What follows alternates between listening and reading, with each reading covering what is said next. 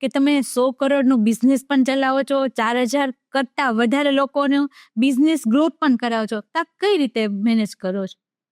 તો એમાં સૌથી પહેલી વસ્તુ એ છે કે બિઝનેસ કરવું એક એન્ટરપ્રેનરનું એક્સપ્રેશન હોય છે. સેલ વધારવું, પ્રોફિટ કરવું, ધંધાને નેક્સ્ટ લેવલ પર લઈ જાય. જેમ અલગ અલગ લોકોના બિઝનેસના વિઝન હોય એમ મારે પણ વિઝન છે કે મારા ધંધાનું એક લેવલે લઈ જાઉં.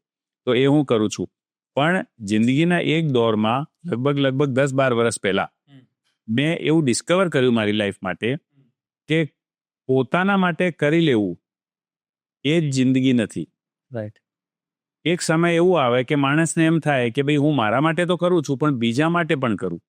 સાચી જે આનંદની પ્રાપ્તિ છે, સાચું જે ખુશી છે, સાચી જે સુખ છે એ બીજાને સુખી કરીને થાય. બરાબર. અને આ મને ડિસ્કવર થયું 2014-15માં, જ્યારે મેં એવું નક્કી કર્યું કે ભાઈ ખાલી મારો એકલાનો સેલ્સ નહીં, ખાલી મારા એકલાનો બિઝનેસ નહીં, ખાલી મારા એકલાને પ્રોફિટ નહીં, બીજાનો પણ વધવું જોઈએ.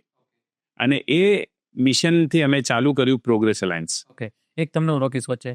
સો એ સમય પર તમારું સેલ્સ, મતલબ તમે એકદમ બિઝનેસમાં વેલ સેટ હતા કે તમે એ સમય? નહીં.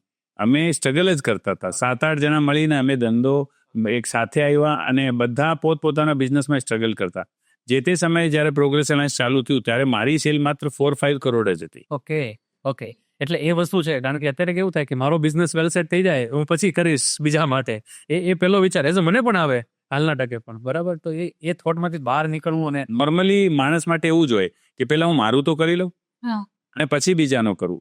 જો કે એકચ્યુઅલ રિયાલિટીમાં જીવન એવું છે કે તમે બીજાનો કરો ને તો તમારો આપે આપ થઈ જાય. બરાબર. એ કહેવત છે કે ભાઈ જે આંગળીઓ ચંદન લગાવે એમના પોતાની આંગળીમાં ઓટોમેટિકલી લાગી જાય. ક્યાં વાહ. એટલે તમે બીજાનો સેલ્સ ગ્રોથ કરવામાં, બીજાના બિઝનેસ ગ્રોથ કરવામાં જો તમે લાગી જાઓ તો તમારો ધંધો ઓટોમેટિકલી ગ્રોથ થઈ જાય. પણ આ ડિસ્કવર કરવું પડે. નોર્મલી કેવું હોય, તમે બીજાના કામ કરવા માંડો અને તમારી ઓફિસે ના રહો, તમારે ઘરે ના રહો, તો તમારી ફેમિલી, તમારા ભાઈ, તમારા પપ્પા એમ કહે છે ભાઈ પહેલા પોતાનું તો કર. 100%. સમાજ તમને કહે છે કે તારા પોતાના ઠેકાણા નથી. તમારી ટીમ તમને કહે છે કે તમે બહાર આટલી બધી મિટિંગો કરો છો, લોકોનો કરો છો, તમે તમારા ધંધામાં ધ્યાન આપતા નથી.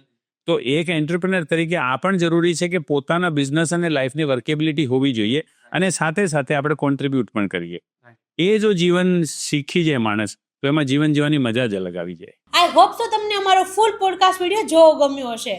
સો તમને થોડીક પણ વેલ્યુ મળી હોય આ વિડીયોથી, તો પહેલાં તો આ વિડીયોને શેર કરો જે લોકોને રિક્વાયરમેન્ટ છે.